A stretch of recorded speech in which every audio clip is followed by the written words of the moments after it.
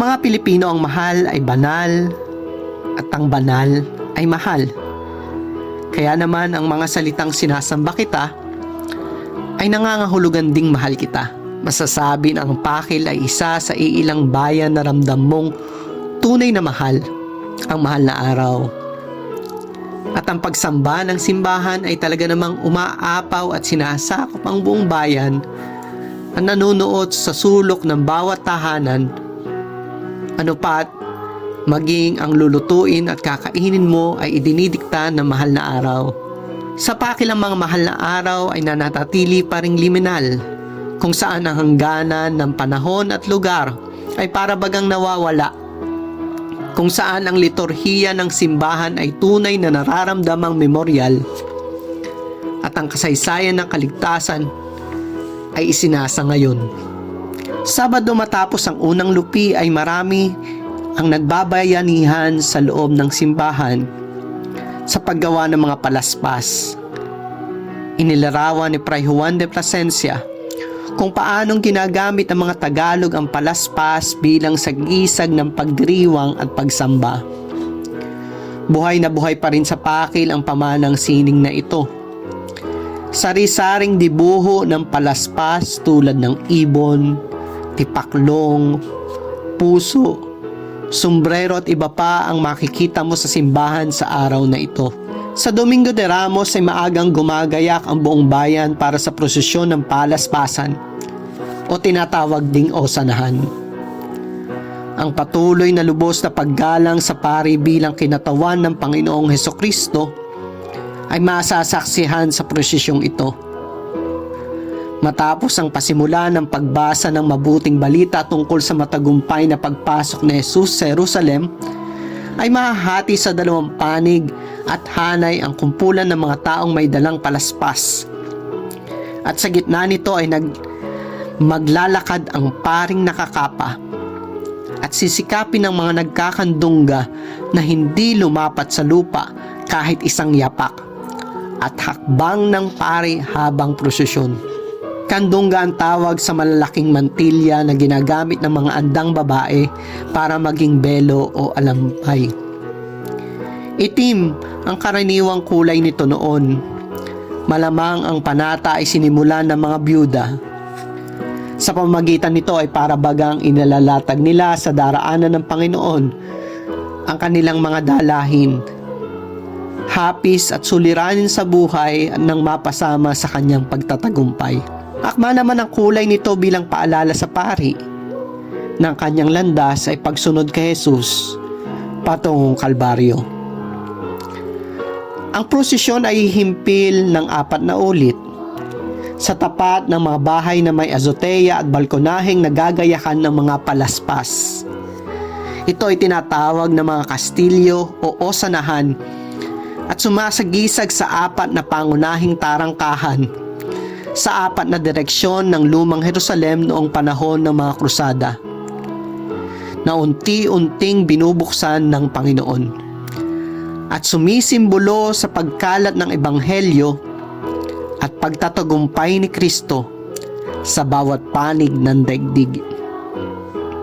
Dito ay mag-oorasyon ang pari habang umaawit at nagsasaboy ng osana ang mga batang nakaputi na gumaganap bilang mga anghel ayon sa diwa ng propesiya ukol sa Mesiyas ng Salmo 24. Buksan ninyong mabuti ang mga tarangkahan. Buksan ninyo pati mga lumang pintuan at ang dakilang hari papasok at daraan. Sino ba itong dakilang hari? Siya si Yahweh na malakas at makapangyarihan. Si Yahweh, matagumpay sa labanan. Ang kanilang mga sinasaboy na mga ginupit na talulot at dahon na tinatawag ding osana ay pinupulot at iniipon rin ng mga deboto at isinasaboy sa mga punla, pananim at bukrin upang ito ay pagpalain at basbasan sa susunod na taon. Napakapalad din ng Pakil dahil patuloy nitong iningatan ang isang bahagi ng liturhiya noon na napakaganda ng kahulugan. Ang ikalima at huling himpil ng osanahan ay ang nakatarangkang pinto ng simbahan. Dito maghihintay ang lahat ng tao sa pagdating ng pari. Pagdating niya ay iaabot sa kanya ng tagapaglingkod ang krus. At gamit ang tukod nito ay kakatukin niya ang malaking pinto ng simbahan ng 3 ulit. At ito ay mabubuksan at dadaluyong ang mga tao papasok upang ipagpatuloy ang pagdiriwang ng misa. Ang simbahan ay kumakatawan sa makalangit na Jerusalem at ang pintuan ng langit ay nakatarangka hanggang sa sandaling ito ay buksan ni Jesus para sa lahat ng tao sa pamamagitan ng kanyang krus ng tagumpay laban sa kasamaan, kasalanan at kamatayan.